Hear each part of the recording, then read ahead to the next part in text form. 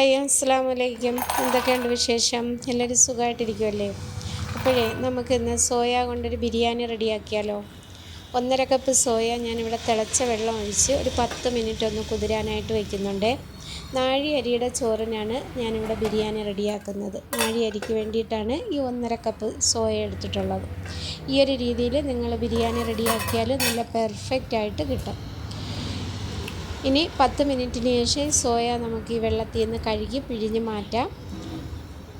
പിന്നെ ഒരു 3-4 പ്രാവശ്യം നോർമൽ വെള്ളം ഒഴിച്ച് സോയ ഒന്നുകൂടിയൊക്കെ ഒന്ന് കഴുകി പിഴിഞ്ഞെടുത്താൽ ഇതിൻ്റെ ആ ഒരു സ്മെല്ലും അഴുക്കുമൊക്കെ മാറിക്കിട്ടും. ഇനി നമുക്ക് ബിരിയാണിക്ക് വേണ്ടി മസാല റെഡിയാക്കി എടുക്കാം.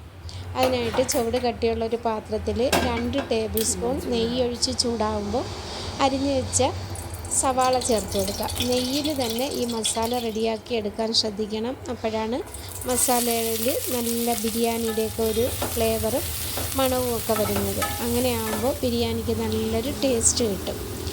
ഈ സവാള ഒന്ന് ചൂടായി വരുമ്പോൾ അതിൽ ചെറിയൊരു കഷ്ണം പട്ടയും 2 ഏലക്കായും 2 ഗ്രാമ്പുവും ഒരു നുള്ളു പെരിഞ്ചീരകവും കൂടി ചേർത്ത് കൊടുക്കാം.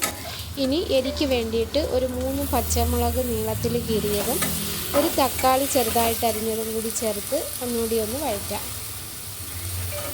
1/2 ടീസ്പൂൺ ഇഞ്ചി വെളുത്തുള്ളി പേസ്റ്റ് ചേർത്ത് കൊടുക്കാം. ഇഞ്ചി വെളുത്തുള്ളിയൊക്കെ കുറേശ്ശേ ചേർക്കാൻ ആണ് നല്ലത്, അല്ലെങ്കിൽ സോയയിൽ ഇതിൻ്റെയൊക്കെ ഒരു കുത്തൽ വരും. ഇനി പാകത്തിന് കുറച്ച് ഉപ്പ് ചേർക്കാം. 1/2 ടീസ്പൂൺ മഞ്ഞൾപ്പൊടിയും ചേർത്ത് കൊടുക്കാം. ഉപ്പ് നമുക്ക് ലാസ്റ്റ് സോയയെല്ലാം ചേർത്തതിന് ശേഷം വേണമെങ്കിൽ ചേർത്ത് കൊടുക്കാം. ഇനി പൊടികളെല്ലാം ചേർക്കാം. 1 ടീസ്പൂൺ മല്ലിപ്പൊടിയും 1/2 ടീസ്പൂൺ വീതം ചിക്കൻ മസാലയും മുളക് പൊടിയും ചേർത്ത് കൊടുക്കാം. 1/4 ടീസ്പൂൺ വീതം കുരുമുളക് പൊടിയും ഗരം മസാലയും ചേർക്കാം. ഇനി മസാലപ്പൊടികളെല്ലാം ഒന്നുകൂടി ഒന്ന് വഴറ്റി കഴിഞ്ഞതിന് ശേഷം മല്ലിയിലയും കറിവേപ്പിലയും ചെറുതായിട്ട് അരിഞ്ഞതും ചേർത്ത് 1.5 ടേബിൾ സ്പൂൺ തൈരും കൂടി ചേർത്ത് കൊടുക്കാം. നല്ല കട്ടി തൈര് ചേർത്ത് കൊടുക്കണേ. തൈരിന് പകരം 1 മുറി നാരങ്ങയുടെ നീര് വേണമെങ്കിലും ചേർക്കാം. ഇനി മസാലയെല്ലാം ഒന്ന് മിക്സായി കഴിഞ്ഞതിലേക്ക് നമ്മൾ കഴുകി വൃത്തിയാക്കി വെച്ചിരുന്ന സോയ ചേർത്ത് ഇതേപോലെ ഒന്ന് ഇളക്കി യോജിപ്പിച്ചെടുക്കണം.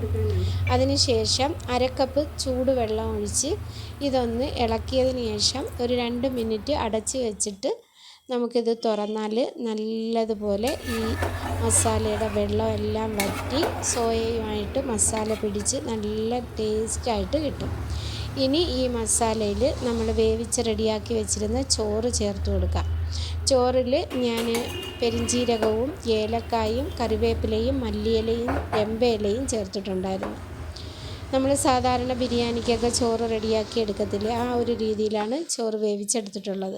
ഇനി ഈ ചോറും കൂടി ചേർത്ത് ഒരു 5 മിനിറ്റ് അടച്ച് വെച്ചതിന് ശേഷം നമുക്കിത് തുറന്ന് നല്ലതുപോലെ ഒന്ന് മിക്സ് ചെയ്ത് വേറൊരു പാത്രത്തിലേക്ക് മാറ്റാം. ഇനി ആവശ്യാനുസരണം നമുക്കിത് സെർവ് ചെയ്ത് കഴിക്കാവുന്നതാണ്. അപ്പോൾ എങ്ങനെയുണ്ട് സോയ ബിരിയാണി? സൂപ്പറല്ലേ? ഇഷ്ടപ്പെട്ടാൽ ലൈക്ക് ചെയ്യണം, ഷെയർ ചെയ്യണം. സബ്സ്ക്രൈബ് ചെയ്യാതെ കാണുന്നവരൊന്ന് സബ്സ്ക്രൈബ് ചെയ്ത് സപ്പോർട്ട് ചെയ്യണേ.